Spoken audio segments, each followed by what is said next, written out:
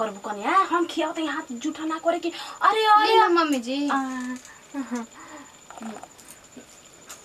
जुगु जुगु जी ऐसे बन रही जा घर परिवार में खा खा हम खियाओ तनी दीदी आना ना छोड़ बस हम मम्मी कल सब पहले मिलजुल कर रहेगा। हां प्यार है ना सब है आ कहनी हां पनी अपने पिया दे तनी से दे दे हम अपने हाथ से पिया देते हाथ से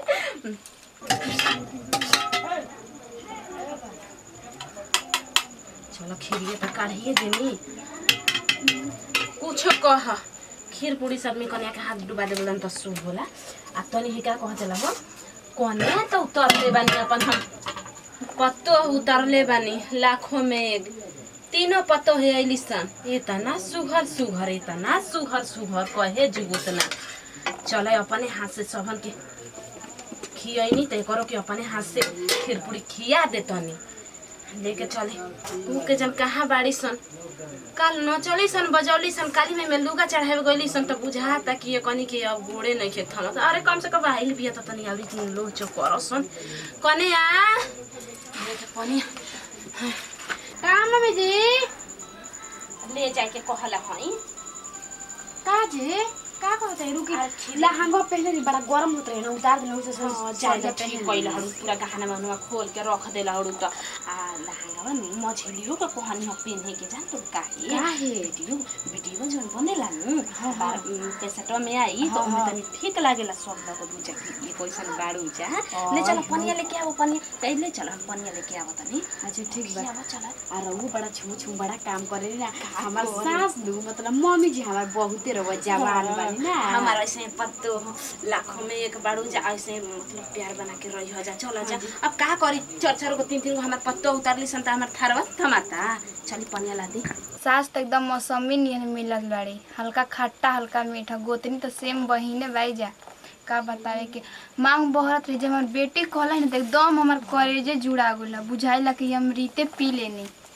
सच्चे आदमी कहेला कि बड़ा भाग से कोई के ससुराल नैहर नियन मिलेला कन्या का दीदी बैठल बकोड़ी ला खाना खाला दी गोड़वा गोड़ लगी आ चला चला खुश रह घर परिवार में जिगिन रहे के बाटे खुश रह कन्या धर धर अरे छोड़ा ना गोड़ हाथ का हां ठीक बा लागे के चाहिए दी मम्मी बार बना के हमार के 20 बार लगाबू ततरा गेल बिन का जी आ छोटा छोटा का लगाबू अपने घरे ना रहे के बाटे धर कन्या तनी कितना तक कराइल बई पहिले जी पागल हरु अपना घर के बेटी हो गई बिया अपना करबू त कब करबू आओ बेटी अब खिया दे धर खा देख मिल जुल के घर परिवार में रही है ठीक नु हां आ इना कि केहू कोनो बात सिखाई तो सीख ली है हम तो ऐसा है नचनिया बजनिया गवनिया हनी समाज हमरा के गांव में बड़ी हमरा के नाम बाटे ठीक बा आ ऐसे दुनिया जानी मिल जुल के रही है जा हम क घरी के बाई हम आज सोचम त काल हो ढुरुक जाए भगवान उठा ली हम ये कैसे मम्मी जी रवा बोलते अभी जवान नु भाई जी आई बात ये लिपस्टिक मार के चलते मरब रहुआ का करबू कन्या हम खियाओ तो हाथ जूठा ना करे कि अरे अरे ना मम्मी जी जुगु जुगु जी ऐसे बन रही जा घर परिवार में खा खा हम खियाओ तनी दीदी आना ना छोड़ बस हम मम्मी कल सब पहले मिलजुल कर रहेगा। हां प्यार है ना सब है आ कहनी हां पनी अपने पिया दे तनी से दे दे हम अपने हाथ से पिया देते हाथ से आ कहनी हनु तनी सेवा संतारो फाड़ के लावत तनी खिया दे कन्या के तनी मंडप में बेचारी बड़ी रोवत गावत बेटी ना मम्मी जी अभी ना कुछ खाए बेटी केहू के रोवत गावत रहली सन तनी न रेटा सूख जाला जा देखा तबे ना अपना हम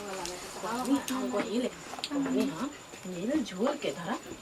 झोल के रह जाला ठीक बा गोतनी में माई ना सिखैलन बेटी हम सिखावत हमार कोखी में बेटी नहीं खी मगर हम बेटी जैसन तुनी जन के माने नहीं बेटा तो हमार कहते हो ओकरा के हम लड़की बना के रखत रही छोटका के का करबो भगवान हमरा के कोखी में बेटी ना देलन 4 गो हमरा के पतो हेला देलन मगर बेटीए के दर्जा देबी कहत रहे और उसे भी हमारा अपन नैहर से बढ़िया लागत है जब सबको कितना प्यार मिले तो कहे ना जी कोई नैहर अपने भुला जाई बबुआ चाची के देखले हो ना देखले हो आप पगला लचे तो छोटको का जी सेवा कहां हो आ ओने कहां जे तनी हो गए रूम में ना रखल बे को रूम में हां आई हो दादा हमरो दम दिमाग ना के काम करत हो का बोला कि खीरिया पूरे बनेले में कोनो दिक्कत है ना शिकायत है आई हो छोटा को ना हो खीर पूरी ना इतना मस्त बनल बन कुछ कहे जगत ना आ कहल है कि देख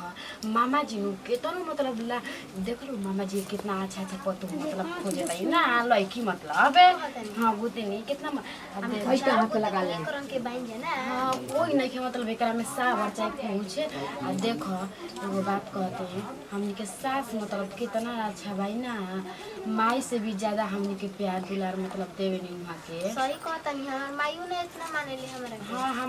हम तो जान तो हमारा माई हमरा के चार गो बात तो बोल देले पर यहाँ के आज ले ये कुछ ना बोले नहीं अपन दम बेटी नहीं समझावे नहीं पढ़ावे नहीं लागला नु कभी है कि हमनी के लड़की फैकी हो गई बनी का हो का बतियावत हो दुनु जनी अरे कुछ ना हो दीदी अब भुला के कह दिल का कहिए दीदी अब देख हम बुरा मत मानो हमें जानते ना इतना खुशी के बात बनू तो मतलब बोला जाता थे का कहते बोली हम कहीं नया नया कने भी त तेल लगैले हन त अपन बतियावत हो कबू जा अब भागिए दीदी आज रात के न तेल लगी जी या कल टंगरी पसार के रह हम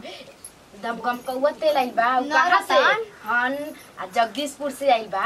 जानत ना की तरह रहुआ आ कल के दीदी हम भुला गइल जाते सेवा लिया के आ देवे के बाटे एज के बार रसम तर बतिया ठीक बा पूछू कहे दीदी बाकी हम जी चार गोती नहीं करत के बन ना का एकदम बन जाबा कि हमनी के साथ अभी एकदम लागत हमनी से बिटिया बाई अभी ठीक है कहता नहीं कितना मम्मी जी एकदम अच्छा हनी खाना पीना सब बना के हमनी के दे देले त खिया पिया देले ना ये सोची ना कि भगवान हमार सास ठीक मिलल ए छोटकी आ त बरत हमरा सेम नहीं के मिला जल्दी आ तो देता आओ दे दीदी आ जा तनी हाय हो दादा कितना सुंदर हमनी के आ गइल छोट गोती नी घर में एकदम हमनी के मम्मी जी अच्छा बानी हमनी चार गोती एक लेखन बाइन जाओ ऐसे ही हमनी के रहती जा हर देसी प्यार दुलार बन रही जा तनी तनी तेल लगावे के भाई आज बेरा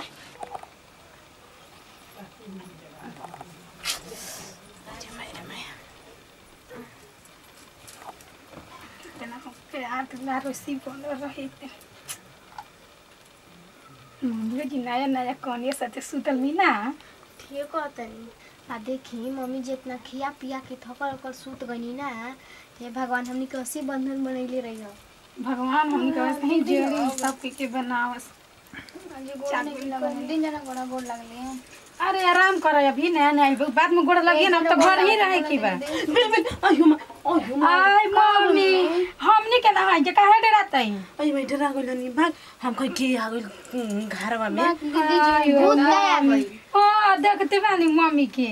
कैसे करतई हो घर में रहिसन त हे में का करे आइल है सर ई त अरियन हवात करतैसन का रे बा मम्मी सोती रह रात में आग नहीं जे देखे खातिर नमस्ते प्रणाम हम बानी पुष्पा सिंह एचआर के आपन टीम देखनी है वीडियो बना के ये संदेश रहे कि ने मेरी दुल्हन के सास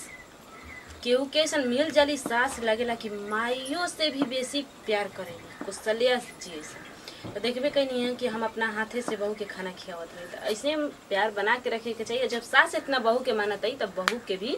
सास के माने तो चलिए एक साथ रहते हैं जब जाइए अगला वीडियो में फिर से मिलल जाए